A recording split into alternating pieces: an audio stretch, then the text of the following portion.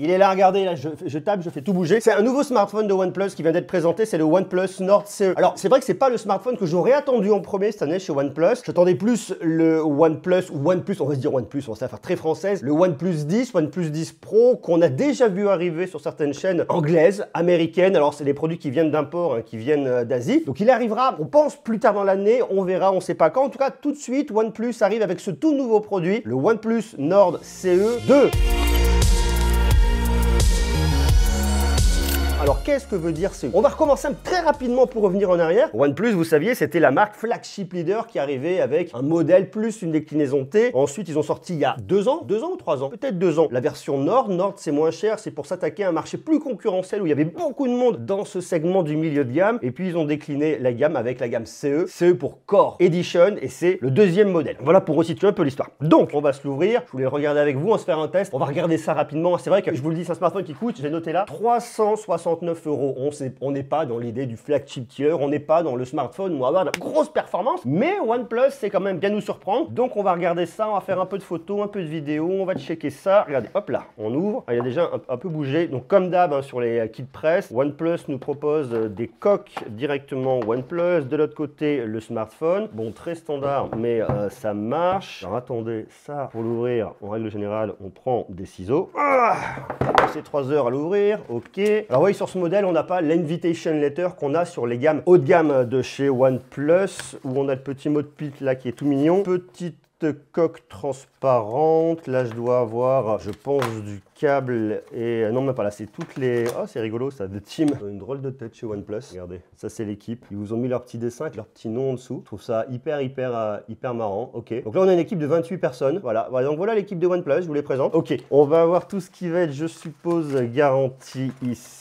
Ça roule, pas d'autres câbles à l'intérieur. Allez, on remet ça là-dedans. Le smartphone en lui-même qu'on va regarder. On a ensuite un truc pour tirer là. On voit arriver le fameux câble rouge de OnePlus qu'on connaît très bien avec ici de l'USB-A et de l'USB-C de l'autre côté. Puis un gros bloc de charge. Alors regardez, ça va peut-être vous intéresser parce que moi ça m'intéresse et on le voit dès le départ. Qu'est-ce qui est écrit ici? Il y a écrit SuperVOOC et non pas Warp Charge. Alors pour tous ceux qui ne sont pas coutumiers de OnePlus, ils avaient la Warp Charge 65. En fait, ce qui s'est passé, c'est que OnePlus faisait déjà partie du même groupe que Oppo. Mais il y a eu un vrai rapprochement stratégique il y a très peu de temps, avec un branle-bas de combat et des grandes modifications en interne. Et ce qui fait qu'on arrive à voir des choses qui sont vraiment mutualisées. Donc, fini la Warp Charge et bonjour la SuperVOOC de Oppo qui marche très bien, hein, au-delà de la marque, au-delà du côté pour certains consommateurs qui aimaient vraiment la Warp Charge et le côté très différent de OnePlus. On a quelque chose qui fonctionne bien. Alors, je vais vous expliquer au niveau de la batterie, vous allez voir comment ça fonctionne. Voilà, on n'a pas d'écouteurs à l'intérieur parce que je vous l'ai déjà dit avec les smartphones de Samsung, les constructeurs n'ont plus obligation aujourd'hui à mettre des écouteurs filaires, donc il n'y a pas d'écouteurs filaires à l'intérieur, mais truc intéressant, vous avez votre bloc de charge, 65 watts, voilà. Alors, on va passer au smartphone en lui-même pour le regarder. Alors, je le connais déjà un peu parce que j'ai eu toutes les informations à ce sujet. Oh, très joli comme ça.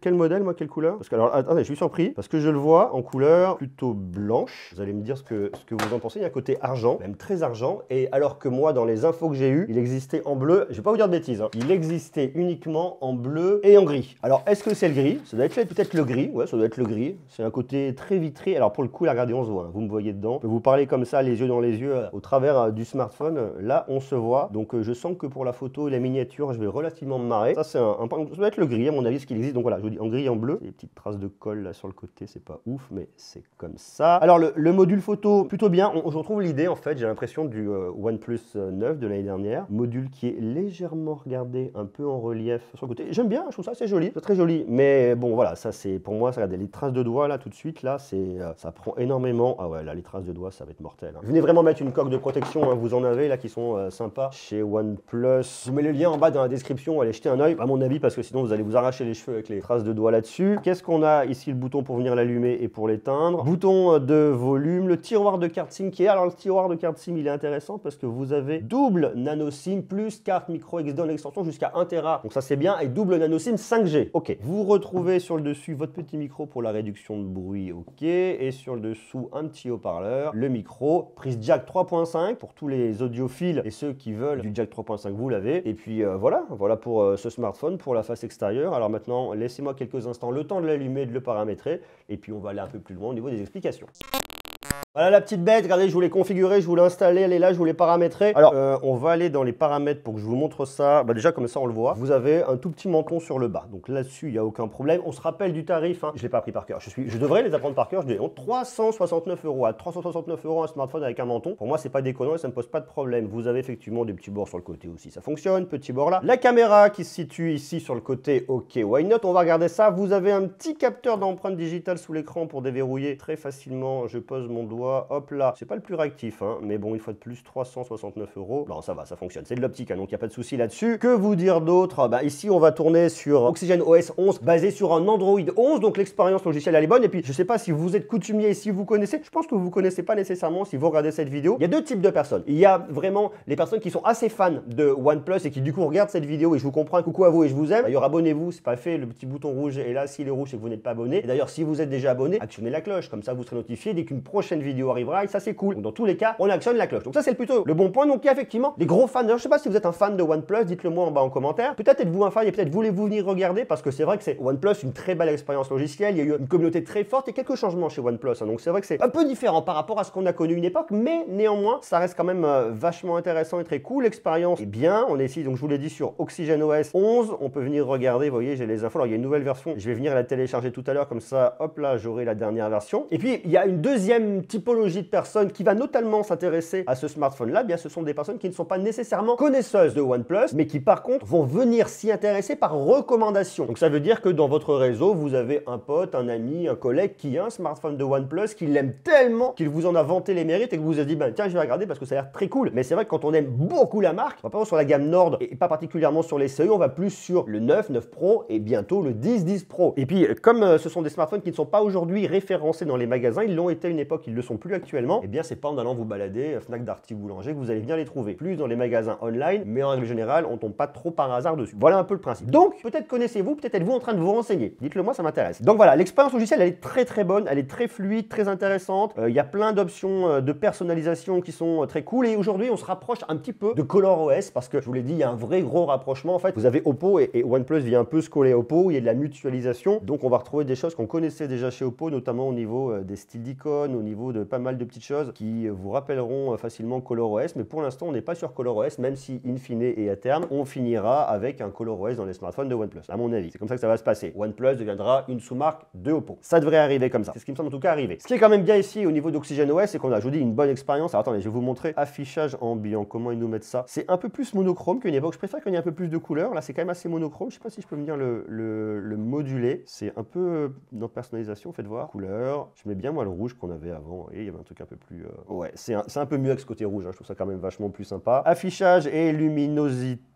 Confort des yeux, sommeil adaptatif. L'expérience est quand même bien là-dessus. Hein. Donc, si vous voulez regarder, améliorer, hop là, de la couleur vidéo. Et là, regardez, vous avez la fréquence d'actualisation. Alors ça, c'est intéressant parce qu'en fait, ici, vous avez un écran de 6,43 pouces, c'est la diago, avec un taux d'actualisation de 90 Hz. Mais vous pouvez vous mettre en 90 Hz ou alors rester sur du 60 Hz. 90 Hz, ça va être élevé. Ça veut dire que ça va venir consommer davantage. Si vous voulez y aller un peu plus mollo et gagner en autonomie, vous restez en standard et en 60 Hz, ça ira parfaitement bien. Ici, on est sur un écran qui est certifié HDR10+, plutôt cool. C'est du fluide AMOLED. Fluide AMOLED, c'est quoi? C'est de l'AMOLED. Ça veut dire quoi? Ça veut dire que c'est du OLED. Ça veut dire quoi? Que lorsque vous le passez en thème sombre, eh bien tout ce que vous allez avoir en noir sont des pixels éteints, donc ça ne vient pas consommer à la différence d'un écran LCD. Le noir, c'est pas un pixel éteint. Donc on va venir gagner ici au niveau de l'autonomie de son smartphone. Résolution Full HD+, c'est un ratio 20/9. Enfin bref, on est dans l'air du temps et ici, rien de bien surprenant. On a à l'avant un Corning Gorilla Glass 5, donc ça veut dire résistant. On n'est pas sur la dernière génération de Corning ici, mais malgré tout,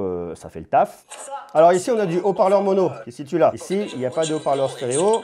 Ça tord hein, quand je le mets à fond, ça sature. Hein. À ce niveau-là, ça fonctionnera très clairement. Hein, ce que je vous conseille ici, c'est pas de venir l'utiliser avec les haut-parleurs. On peut l'utiliser si vous voulez écouter un truc, mais dans un lieu où il y a un petit peu de bruit, ça va venir saturer, ça va venir dégrader la qualité, c'est pas extraordinaire. À faible volume ou à volume modéré chez vous, en étant tranquille, vous pouvez donc pour du gaming à la maison, ça ira bien. Ce que je vous conseille vraiment là-dessus, c'est de venir brancher, hop là, on va sortir de YouTube, de venir brancher soit un casque ici via la prise jack, soit sinon de venir appairer des écouteurs en Bluetooth parce que vous avez du Bluetooth 5.2 compatible aptX, aptX HD, vous avez du LDAC, vous avez du AAC, vous avez du USB-C, vous avez plein de codecs, donc il y a de quoi faire ici et ça devrait quand même plutôt bien se passer. On va parler de la performance parce que ça c'est un sujet qui est intéressant. Regardez, hop là, je commence à mettre des traces de doigts un peu de tous les côtés ici. On trouve ici un processeur de Mediatek. C'est un Dimensity 900 qui est gravé en 6 nanomètres, c'est un processeur 5G. Il y a deux configs qui existent au niveau de la RAM, mais nous il y en a une seule en France. Vous avez soit un 6, soit un 8 Go de RAM, c'est la LPDDR4X pour ceux que ça va intéresser. Nous c'est la version 8 Go de RAM, surboostée. Donc ça c'est vachement bien pour la France. Et vous avez une seule config au niveau du stockage, c'est du 128 Go de stockage en UFS 2.2, qu'on peut monter jusqu'à 1 Tera grâce à une carte micro SD. Ça c'est bien. Ce Dimensity 900, il sera très bien pour faire tourner plein de jeux du Play Store. Vous avez suffisamment de performance pour que ce soit fluide. On a une config qui est intéressante. Et on voit en plus ici que OnePlus s'adresse à une cible plutôt jeune qui va venir jouer à des jeux, pour du gaming, pour des réseaux sociaux, pour du multimédia, pour venir regarder des films et des séries. Donc avec ce processeur-là, vous avez quelque chose qui ira très bien. Et après, il y a un autre truc qui est vachement intéressant, c'est toute la partie autonomie. On a ici une batterie de 4500 mAh.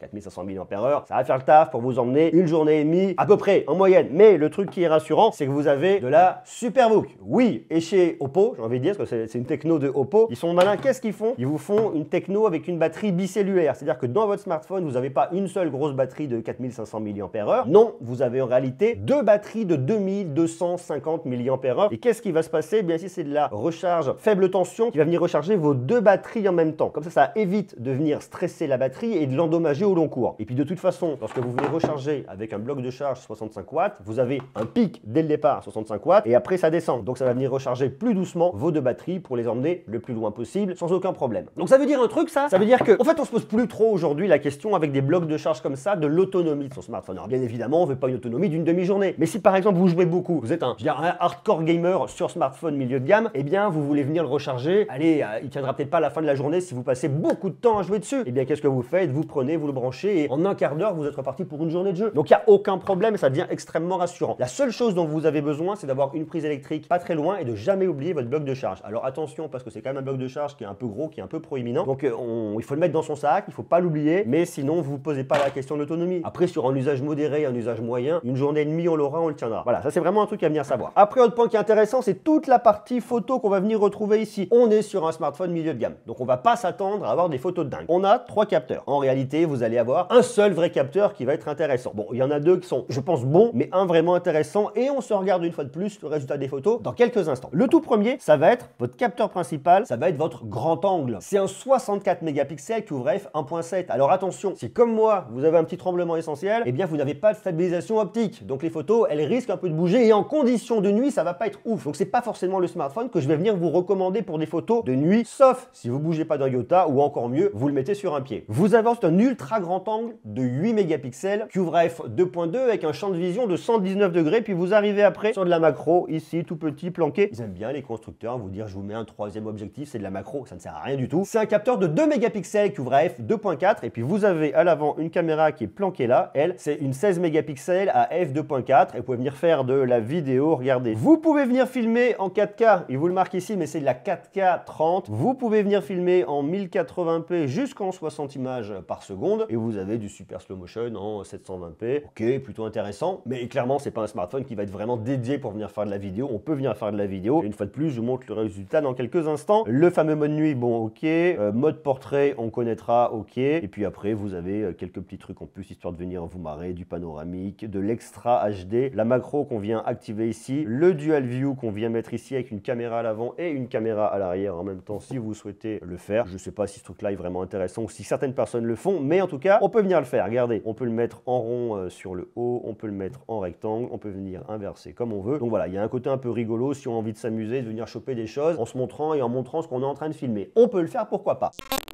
Voilà les photos que j'ai fait avec mon OnePlus Nord CE2. Alors vous allez voir dans l'ensemble, c'est des photos qui tirent un peu sur le jaune. On s'en rend vraiment compte hein, sur les bâtiments, il y a une ambiance un petit peu jaune. En termes de contraste, c'est pas extrêmement contrasté, on n'a pas de très grosse profondeur, mais une fois de plus, si on le remet dans son segment de prix, vous allez voir que les photos qu'il fait, elles sont correctes. On commence avec le grand angle et bien évidemment, on essaye l'ultra grand angle. Le résultat est somme toute assez correct. Une fois de plus, on le replace vraiment dans cette gamme de prix. On peut venir zoomer un peu, mais on va pas aller trop loin. Après, on a effectivement un un petit lissage, on va le voir, on va récupérer un peu de bruit par-ci par-là. Donc on va vraiment, voilà, on va pas y aller trop près. Néanmoins, je trouve que dans l'ensemble, le boulot est pas trop mal fait au niveau de la gestion de haute lumière, mais il y a vraiment un côté un petit peu trop prononcé sur le jaune. Regardez là, mon belvédère, il est un petit peu jaune. Mon ciel est légèrement jaune. Alors tout ce qui est effectivement marronné devient très jaune. Et à Paris, vous avez des façades légèrement jaunes, mais là, c'est encore plus jaune. C'est un peu jaunâtre. C'est le seul truc. Petite différence de colorimétrie, on s'en doutera avec l'ultra grand angle, mais rien de bien surprenant ici. L'ultra grand angle, il n'est pas extraordinaire. Hein. Regardez là sur le côté, là, cette partie-là, il a un petit peu de mal. Bon,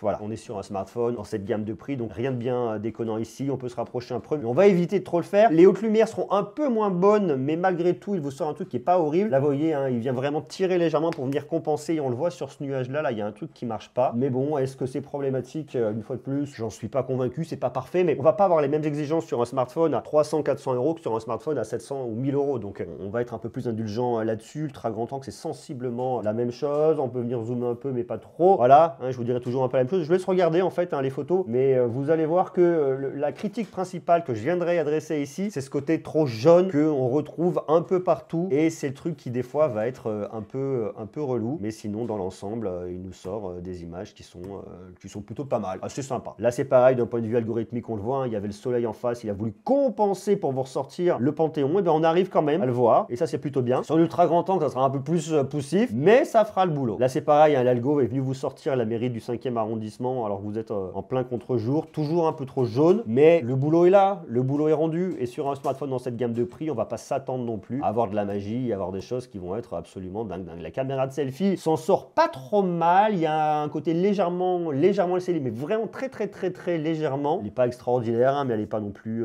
mauvaise. Là, vous voyez, j'ai bougé, elle a eu un petit peu de mal au niveau de mon oreille et sur le côté droit de mon visage qui va être un peu trop exposé, et parce qu'il cherche à venir compenser hein, sur les zones d'ombre. Donc ça, c'est d'un point de vue algorithmique, et voilà, c'est un peu la limite du truc, mais sinon, voilà, ça fonctionne.